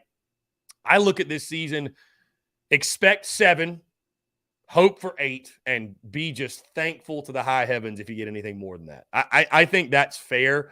But I go back and forth on it because it's like it's year 2. You want to be patient. But as we've talked about, Tim, this just isn't your typical year 2 when you've got guys like a Spencer Rattler and the guys you've added on the outside and at running back and the defensive side. But thankfully, I don't think your hypothetical, Tim, is going to happen. But to your point, though, what if South Carolina wins by a touchdown? I mean, there's going to be a lot of people that are just going to be upset, and unfortunately, nationally, I think South Carolina, if that does happen, they're going to be given no chance to go into Arkansas and beat Arkansas in Fayetteville, which, who really cares? But I would say a successful week 1 looks like you got to cover for sure. I mean, I think 17 or more if you can win by that margin because Georgia State's a quality team. They are. I mean, if you win really by 2 touchdowns or more, that was a quality week 1 performance. You know what I mean? So, and you just want to see South Carolina too, Tim. You want to see them be in control of that football game. You want to see them control the line of scrimmage. I understand Georgia State did this on the ground and Sean Elliott's their coach. But if you can't push around Georgia State a little bit, what chance do you stand against Arkansas and Georgia? I mean, really, because they're going to run the ball and be physical. So that'll be the number one thing I want to see outside of Rattler looking crisp and the new weapons and the new toys we have and the skill positions. Line of scrimmage, line of scrimmage, line of scrimmage, line of scrimmage. That's pretty much what this entire season is going to come down to. It's fascinating. I think it's an ideal season opener in year 2 in a lot of ways because you will get a little bit of credit for the win, especially for Gamecock fans. Some of them still out there think Sean Elliott should have been hired instead of Will Muschamp. I mean, I'm seeing, Tim, I don't know if you've seen this, some of these predictions, people are like, yeah, I think Carolina's going to cruise to a 45-10 win. And I'm like, guys, this is not going to be that type of season opener. Like Georgia State, Sean Elliott, there are so many intriguing storylines in this one, right? There are so many intriguing storylines with Sean Elliott's return to Willie B. That alone is such an awesome storyline. But Jamias Williams takes on his old team. Jordan Strawn takes on his old team. The debut of Spencer Rattler. Game 1 of year 2 of Shane Beamer.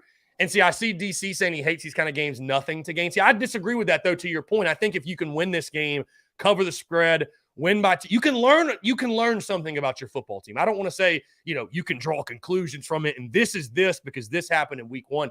But you can learn a lot more about your football team from a game like this than you could EIU last year, which was a spring game 2.0. Like, let's just call it for what it is. You know what I mean? So I'm excited for it. I'm glad, like you mentioned, I'm glad from the fan side, also, of course, the content creator side, that there's like an intriguing week 1 matchup and that we'll be able to start to piece some things together about this football team. And the pressure's on for this group to play well because you really would like to, everybody wants to say Arkansas is the tone setter for the season. Georgia State's going to kind of set the tone for Arkansas. I mean, truly, you know what I mean? So, I'm excited, man. It's going to be a lot of fun. And again, I know I had Sean Hill in the show. He's going to have his guys ready to play. There's no question in my mind. They're going to be ready to go. They're going to be committed to running the football. And I tell you, the first 3 weeks of the season, Tim, after the first 3 weeks, we're going to know everything we need to know about the physicality, the toughness, the line of scrimmage. We're going to know all we need to know about this team. No doubt about it. And that excites me sitting here on August 18th because so many, who is it that Auburn out there that you've seen their first few games? It seems like an exhibition season that you can go into October not knowing anything. Right. I love having something to play for immediately. And like you mentioned, that Eastern Illinois game last year, that wasn't it. That's probably, but exactly how you would draw it up for Shane Beamer at that point. Game 1 of year 1, that was the perfect opponent. But like on a yearly basis, I would hate that. Like you mentioned the Auburn schedule. Like I just, dude, even like when I looked at our schedule this year, and listen, respect your opponent, man, is no disrespect. But when I saw Charlotte, SC State back to back, I was like, what a snoozer 2 weeks at Willie B that is. Like, we can say that as fans. I'm not playing the game, but like I just looked at the schedule and I was like, God, we couldn't have gone Charlotte, Kentucky, SC State. We couldn't have like thrown a fun game in the middle, but it is what it is. Yeah, the way this thing flows doesn't necessarily set up well. I do think week That's a good 1 point. though, is perfect because again, the Sean Elliott factor, the relationship that he has with fans, I think everyone thinks what you think after you've had him on your show. I've played golf with the guy. He's a near impossible guy not to like. Right? He says he's never worked a day in his life. Kind of grew up humbly. Fought from Appalachian State. Had his shot as interim coach. Had the visor up and the whole thing out in 2001. Right, and now comes back to the stadium where I'm sure he feels like he deserved that job, or he could have very easily been. They could have put their faith into him, and his life would be completely different. And he's done a good job at Georgia State. Now, he hadn't done a great job. He's done a really good job. And the fact that he's gone into an SEC stadium and won before at Georgia State is massively impressive and should be a massive warning sign for all Gamecock fans or any SEC programs that Georgia State ever plays. That it's a possibility. It has happened before. That's just why I throw the hypothetical out there, man. I'm not saying Tim, to your point though, listen, like if I'm someone that's not so connected to the South Carolina side of things, because like a national analyst, they don't know who Antoine Wells is. They don't know who Devontae Reed is. They don't, you know what I'm saying? Like they don't know every little thing about the roster, and that's totally fine. If I'm an outside perspective, a national perspective, I look at what South Carolina did a season ago. I take into account UNC, but I look at the entire body of work. Like the point I'm going to make is like, I'm not going to balk or say somebody's just totally off their rocker if they were to try to make a splash and pick Georgia State to win the game. Like, I don't agree, but I'm not going to say that they're totally off base. Right. And I'll say to your point, by the way, you mentioned how Sean Elliott feels about him not getting the job. And again, when I had him on the show, I asked him about that. I was like, did you feel like you had a chance to get the job? He said, no. He said, no, I never felt like I had a shot. He's like, I see things for what they are, not what I want them to be. And like you mentioned, man, like you listen to Sean Elliott and you chat with him, like, how can you not like the guy? He's just a dude, man. He loves football, loves his family, loves what he does. But he mentioned, I never had a chance to get the job. And he's like, for whatever and the way he phrased it, he didn't say South Carolina was stupid for hiring Muschamp and not me. But like the way he phrased things, saying like, they wanted a name for whatever reason, he's like, and we see how that worked out for them. I'm like, Coach, say it with your chest. Hey, trust me, we're not happy either. So, I mean, listen, I'm happy for him and I hope they have a great year, but I hope they play their worst game week 1. So that's that's what we're all hoping for. But no, I mean, this is, I'll tell you this, Tim, what feels good, like you mentioned on social media, if nothing else. Last year at this time, like I was hyped up for the season, but it was so different, right? Because I was just hyped up because we had a different head coach. And the higher the expectations, some people run from hype. They don't, I like when nobody's picking Carolina to win. I hate the expectations. Let's just be the underdog Gamecocks and surprise people. Like I'm the opposite, man. I want the hype. I want the expectations. I want to be ranked in the preseason top 25.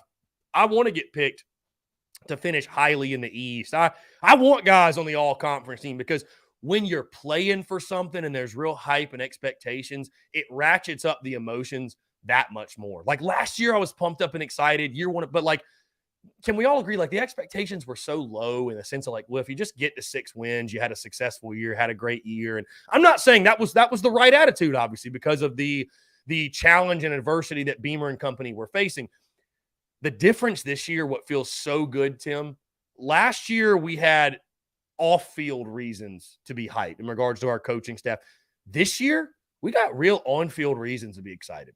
And like, that's exciting. It's exciting to go into a season and be able to point to things on the field and say, because I've given you the pessimistic chicken curse view, we might go 6-6.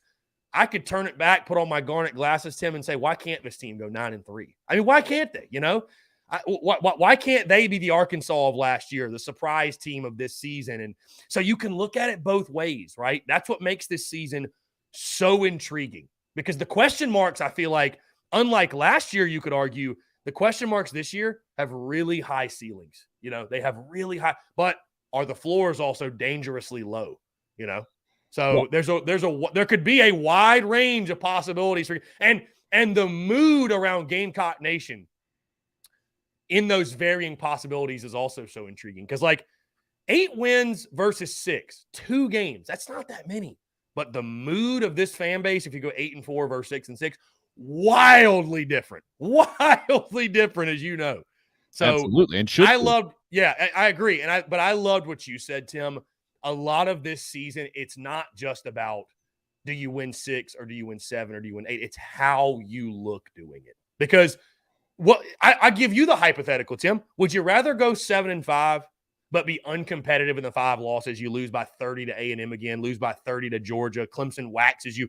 Or would you rather go 6-6, but those 6 losses, let's say 5 of 6 come by a touchdown or less? Like, it would be painful, but at least you could point to and say, there it is. Like, we're making positive progress. You know, that's, I think, what's going to be more intriguing and interesting is just how this team navigates whatever the final record says they are. You know? To me, that's an easy call. You're asking me, would you rather be competitive or uncompetitive? And would you rather go to the Birmingham Bowl or the Independence Bowl? I mean, if you're not winning the SEC, what difference does it make? Be competitive. You know, well, you definitely want to win as many as you can win, but you want to be, from the Gamecock perspective, a lot less embarrassing in those losses than they have been in the last 3 years. Dude, we were making SportsCenter on a weekly basis for all the wrong reasons last season. I mean, it was crazy. I mean, remember the Jamar Brown dropping the ball at the 1-yard line on the interception thing, whatever, or the fumble or whatever that was? I mean, no more of that. Please, like, no more of that. So with that being said, where are you a year and a half in, a little bit more than that, with Shane Beamer? Because I want to put my perspective out there first. Yeah. Shane tapped me on the shoulder one time, like 2008, when the Gamecocks had blocked a punt against Mississippi State, and it's the first time they blocked a punt in forever. And I showed it on the little highlights there on the ABC affiliate in Columbia. And we were doing an interview session, waiting around, and my back's turned. Somebody taps me on the shoulder, and it was Shane Beamer, who I'd never talked to a day in my life. And he says, "Oh man, thanks for saying that about me jumping up and celebrating and the whole thing." I was like, "Huh, that's." Sure, man, no problem. And you talk to me like a human being. That doesn't happen with football coaches typically, and media nerds like me at the time. Then he sends me a thank you letter on his way out of town. No one sent a thank you note on their way out of town from a coaching perspective. So clearly, my personal experience with Shane Beamer is that he's different, right? Yeah. But having said that, when he got hired, I was like, I don't know, man. I don't know. I like the guy. It's hard not to like him. It's hard. You can't deny he's had recruiting experience. His dad's been really successful, but Will Muschamp showed it's a difficult job. And I don't know. And then watching some games last year, especially midway through the season, it's like, hey, I don't know. It doesn't look like the offensive part of this thing is anywhere close to being right, especially. So I didn't know. And then that bowl game happened. And I told you the other day, I still hadn't figured that one out. And that completely shifted things to another level in so many ways. And now you've got almost 100% unanimous support and approval rating for Shane Beamer as we sit here on August 18th. How do you see things? Well, it's funny, Tim. It's like I told you, it feels like it's the honeymoon phase 2.0, right? Everything is sunshine and rainbows, right? Especially, I mean, it was Steve Spurrier, I believe, and I'm sure other coaches have said before, but I just remember when Coach Spurrier said, you know, you always want to win that bowl game, win that last game, because it makes summer workouts better, camps better, moods, but everything's better. Everything's better when you win that last game, no matter which game it is. I will say your interactions with Shane Beamer back in the late 2000s. I recall that Mississippi State game, by the way, and I think he like retweeted that clip that I posted on social media last year, and I think it was Eric Norwood was in on that play. And yeah, the Gamecocks beat Mississippi State. That was a really fun day game at Willie B. But I mean, I think that definitely speaks to he is a really genuine dude.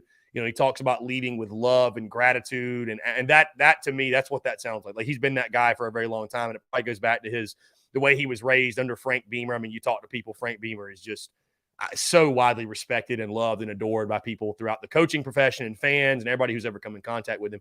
I'll say this, Tim. I'm a believer in Shane Beamer. I joke with people, but it's serious. Like I wouldn't put his name on merchandise if I didn't think he was a good coach or someone that I believed in. Like you mentioned, South Carolina is a hard job, and we are, like I said, we're in the honeymoon phase a bit 2.0 right now. When he was hired, because I agree with you, Tim, roll the dice, right? It was far from, in my opinion, far from a sure thing.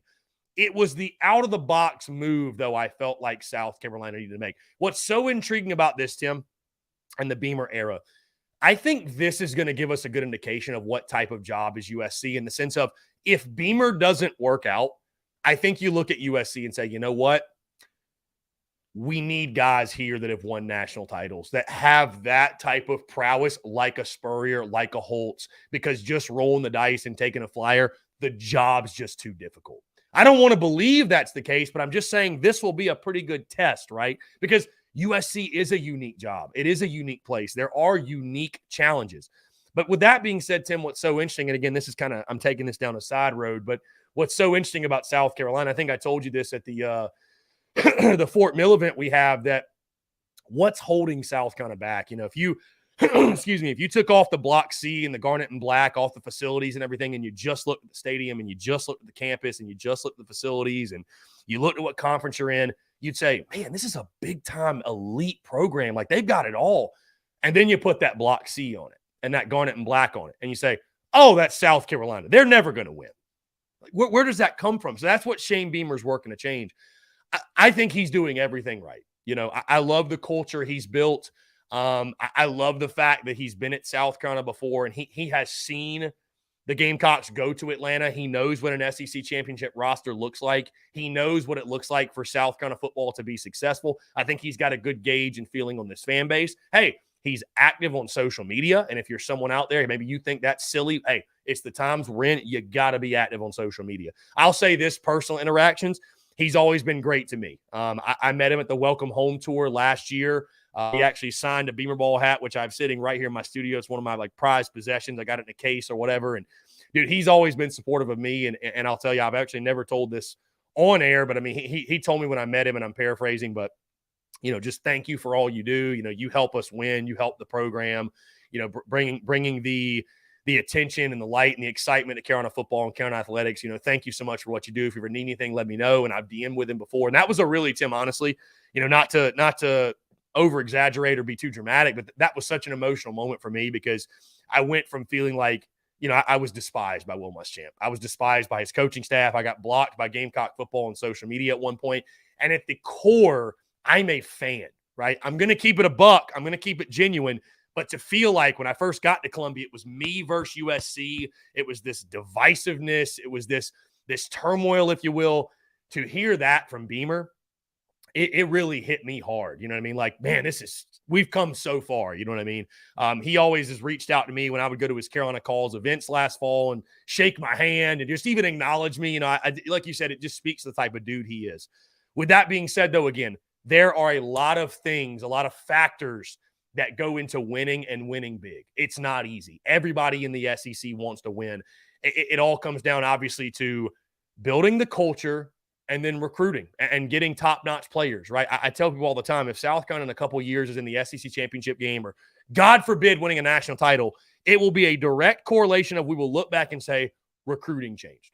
Recruiting changed. Bottom line, the level of football player that began to choose the University of South Carolina, it changed. Also, it will change development. That's the biggest thing that I'm excited to see with Beamer and I believe in is that they're going, and they showed it last year, right? Even with those ugly moments, I think we'd all agree they took less and did more with it. That was not a 7-win roster last year. It wasn't. And especially when you factor in what happened at quarterback, that was not a 7-win roster. So all in all, Tim, I'm excited for Shane Beamer. I think it's far too early to draw any conclusions on his tenure. And is he going to be the winningest coach in school history? Is he going to win an SEC title, a national title?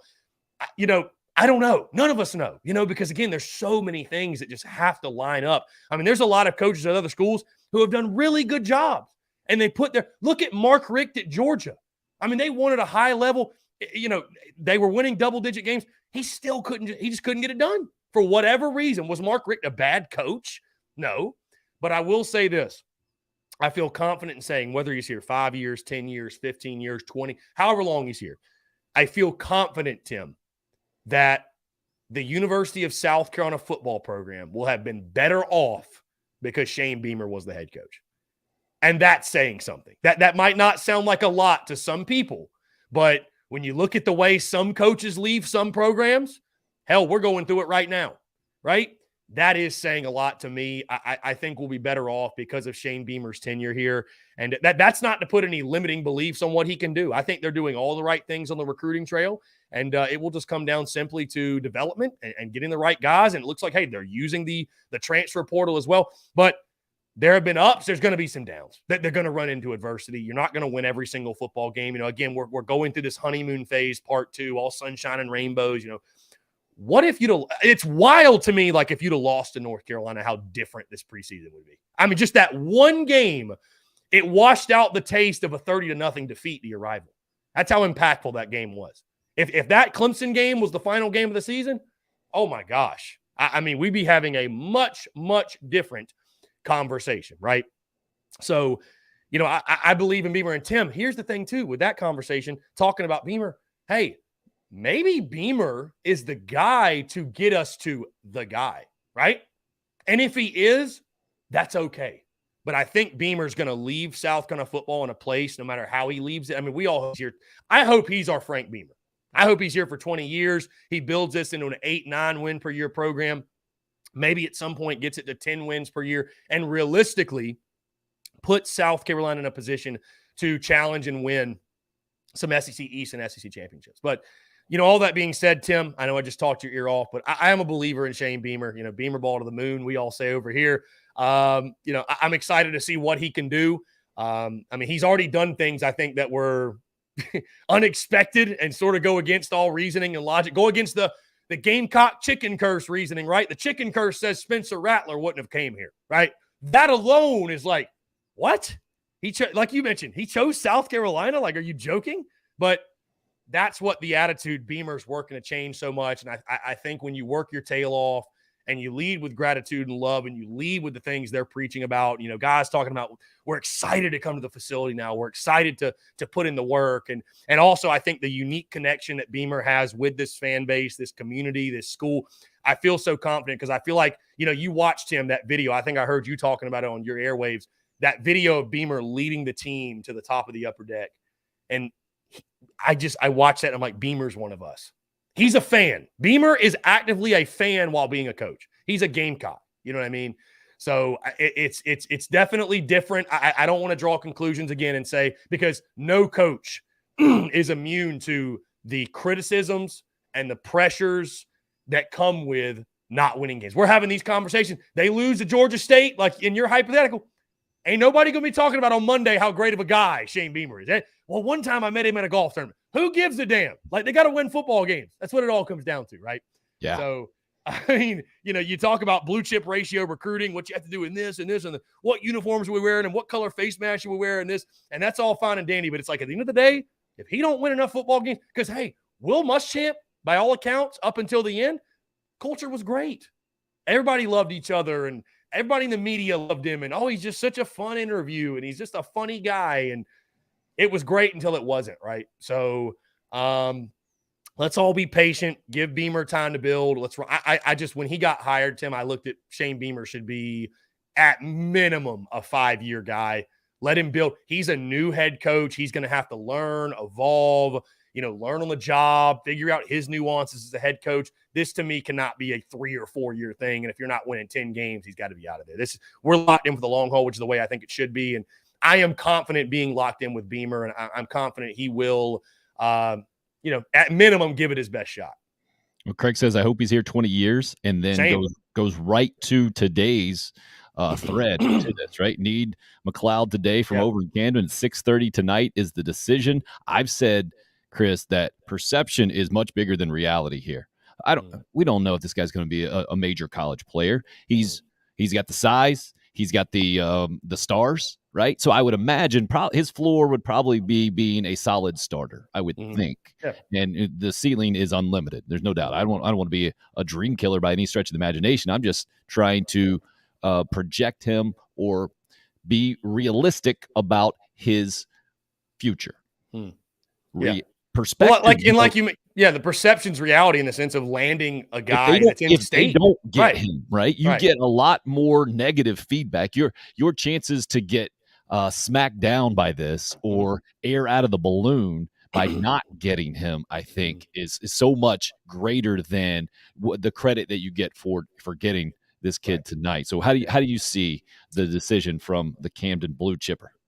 Yeah, by all accounts, I think it's there's a good chance he's rocking the garnet and black. I'll just say that. I'm not trying to ruin the kid's announcement, obviously, or anything like that. But from everything I'm hearing, and I certainly don't try to be a quote unquote insider or a per sources guy, but from everything I've heard, and I actually had a buddy of mine DM me last night that I won't say who he is, but he's pretty well in touch with the Camden football team, and said that there's a good chance that South Carolina will indeed land his services. So I would say this Gamecock fans should feel confident going into the decision, going into the announcement. And, like you mentioned, Tim, it is a very big deal to perception's reality. And he's one of the top ranked players in the state. And, you need to keep as many of those guys home as you can. I understand that Clemson's not necessarily even having to recruit in state anymore because the brand is so national. They're snagging the number one guy from Ohio, the number one guy from Georgia, from Alabama, this, that, whatever. But, the guys that you look at his offer list too, it's very impressive. You need to keep these guys home, right? For so long, South Carolina lost top prospects to Georgia and Tennessee and North Carolina and just other schools, right?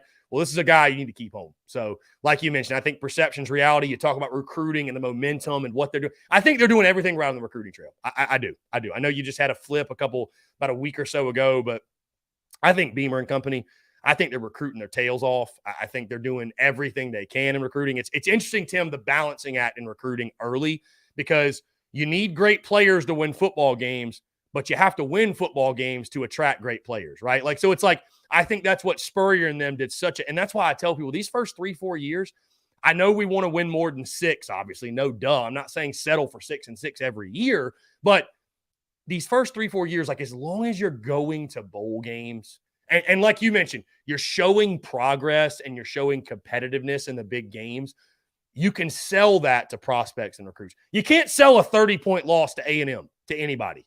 You can't sell a 28-point loss to Georgia. Can't sell 30-0 to a prospect like we're just a piece away. Like, nah, you're more than just one piece. You're quite a few.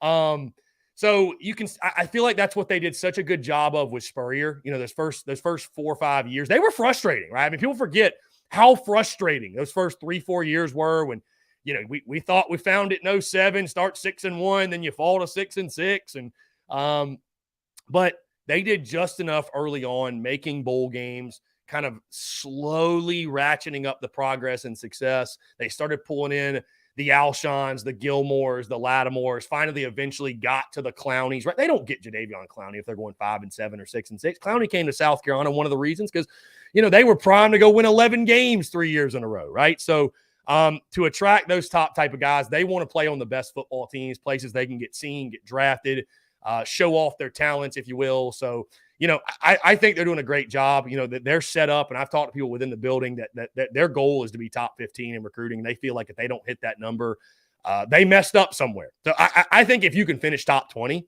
I think that's a fantastic recruiting class. And that's not even accounting what Shane Beamer and company will inevitably do in the portal, because I don't think that was just a one-time thing. I think Shane Beamer is going to continue to hammer that portal over and over and over again. So, but yeah, on the McLeod decision, I feel really confident he is going to be a Gamecock.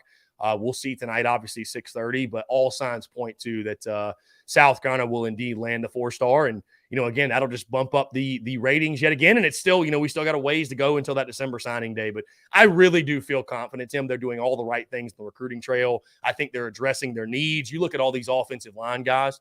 Hey, makes sense, right? It makes sense with what we're seeing up front. So I think all signs point to, again, but we talk about how tough it is, Tim, in the SEC. They're ranked like 18th nationally, and they're like 10th in the conference. How does that or like they're like 8th in the conference. It's like, how does that happen? But welcome to big boy football. You know, it is what it is. So no doubt about it, man. He's Chris Phillips, CPhilly19, where you can find him on Twitter at the Spurs Up Show as well. Chris, for those who aren't familiar, maybe I know that a bunch of people are, but how do you describe the Spurs Up Show and everything you're doing as a content creator out there?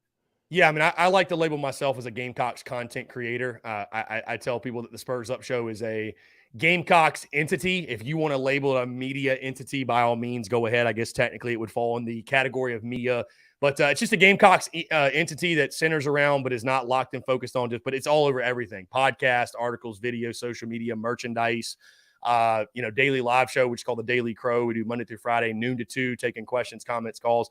Well, at some point, Tim, I know I've already had you on the podcast, but at some point I'll definitely get you on the Daily Crow so we can talk some ball for 20 minutes or so. We also do live events. It's funny. I mean, the business has evolved as it's grown and everything. So it's gone from, yes, it's an entity focused around media content, if you will, but it's also almost become like a brand. I mean, the merchandise you see I'm rocking here, the hat, over the last year and a half has just really, really taken off. I mean, heck, last night, the Welcome Home South Carolina football, we had a little merch cameo, guy rocking the Beamer Ball t-shirt at the Spencer Rattler signing. So, I mean, the best way, but what's so exciting about my business, like I don't put it in a box. You know what I mean? I don't just want to be one thing. I like to do a bunch of different things. So we've got a podcast. We've got a daily live show, call-in show, if you will. We've got merchandise. We've got social media. We're everywhere. We're doing live events. Like I said, tonight, we're actually at Carolina Ale House in Augusta, Georgia. Going to be hanging out with all the CSRA Gamecocks, shooting it, talking Gamecocks, do a little Q&A around 7:30, and otherwise that, selling merchandise. So, it's a lot of fun, man. It's a blessing, truly, and I get to wake up every day and do something that really fuels me and inspires me and I'm passionate about. You know what I mean? That's what I tell people, nobody has to kick my butt in the morning to get me going. I love what I do. I love creating content. And I see Craig Godwin says, my son bought a Clem Suck hoodie. So thank you for that. I appreciate that. Great purchase there. But no, I mean, I really do genuinely love what I do. And however people want to label it, some people would call it different things, Tim. Some people would say that I suck, but it's fine. It's fine either way. Waking up and doing it every day, and the interactions I have with people like yourself and so many others that I have on my show and people I've gotten to meet, that's one of, if not my favorite part of doing what I do, and just having casual conversations with folks that I either looked up to or, like, for example, I had Steven Garcia. I've got him on my show every Monday, and it's like, I grew up watching this guy on TV. Like, how wild is that I get to have a casual combo with the guy I grew up looking at as just such a legend, right? I still do look at as a legend. So it's truly a blessing, and we're still continuing. I still feel like really I'm just getting started. You know what I mean? I'm continuously trying to evolve and grow and sharpen and enhance and get better just as a content creator, as a business owner, and everything we do in the suite of services and content that we offer. And so I always say the joy is in the journey, man, just getting started. And it's funny. I joke with people, the best thing that could happen to me and all of us, Tim, though, the best thing that could happen to my business is out of my control. And that is South Carolina football winning a lot of games. So, hey, I've been able to build and flourish under, with 6 and 7 win football teams. Dude, can you imagine TSUS? We go 10-2 one of these years. God, what a time. What a time. So hopefully that's coming sooner rather than later. Don't undersell yourself, man. 4 win seasons and 2 win seasons involved. Oh, yeah. In the Will Muschamp. Yeah, people, it's funny, like during 2019, people were like, man, he's so negative. Why is he so negative? I'm like, we went 4-8. I mean, how much of a spin would it take to pretend like, this is a good thing, So it is what it is, man. Though it gives you. I'm a guy that I lead my life with perspective, and it gives you great perspective, truly, to be appreciative of where we are, truly where we were, where we are. And I'll tell you this: I think Will Muschamp, his tenure, has made life probably much easier on Shane Beamer, because nobody wants to be the guy following up a legend like Steve Spurrier, right? Like, now that we've had Muschamp, it's almost like you win 6 games in year 1. It's like, okay, that was a good year. Versus, man, why did Jake Bentley get brought down on so hard? I think it's just because, we're so fresh off winning 11 games, and man, going 7-5 and going to the Belt Bowl just doesn't hit the way it used to, Tim. You know, we want more, you know, and like, so seeing Jake Bentley make some of these maddening throws he did, I've had that thought forever, Tim. It's like, why do I look back on Blake Mitchell with such reverence? But Jake Bentley, I wasn't a Bentley guy. I never was. But it's because what Steve Spurrier, and thank goodness for him, he raised the bar. He just flat out, he raised the level of expectation when it comes to individual play, when it comes to team play, right, Tim? Who can forget in 2006 when South Carolina almost beat the number 1 ranked Auburn Tigers and the fans were giving them a golf clap as they go off? He said, don't do that. Don't clap. We're trying to win. We're not trying to come close. And that was like you know. So, I mean, I'm sure I thought about this. I'm sure even Spurrier those first couple of years when people were like, man, great job, coach. Y'all made a bowl game. He's probably in his mind being like, we haven't done anything. Like, I'm used to winning 11, 12 games and scoring 50 points a game. This is miserable. Yeah, So, he came in and kind of made fun of the trophy case. A couple Outback Bowls in there. Right. Great. Yeah. It's been fascinating to see South Carolina football evolve through the years. Yeah. Your part in it now, from just the media perspective, has been fascinating for me to watch, especially. And hey, everybody out there, you catch a lot of grief on social media. I've seen through the years. I don't understand that. Like, everybody isn't for everybody.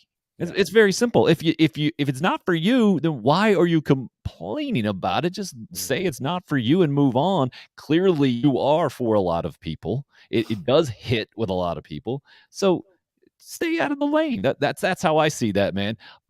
Congrats on everything that you built. And I appreciate you having me on your show the other day and helping me out in my little venture here as well. And you're welcome anytime here. And it's been a blast talking Gamecock football with you. It is a great time to be around Gamecock football in any kind of way. And I'm looking forward to what the next few months have in store for sure, man.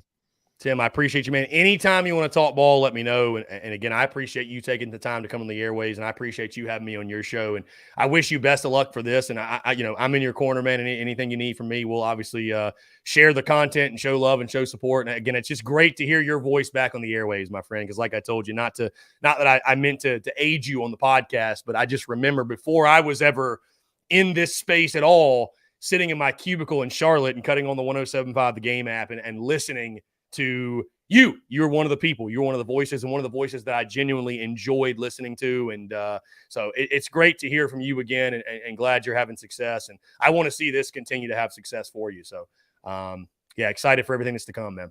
Thanks, man. Appreciate it. And good luck to you as well.